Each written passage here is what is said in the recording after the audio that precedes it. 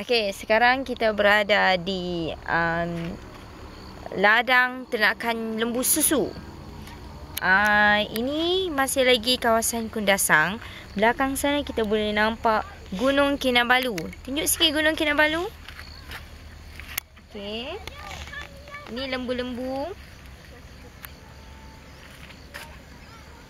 Okey, belakang sana Gunung Kinabalu. Sangat cantik dan kawasan ini sangat sejuk.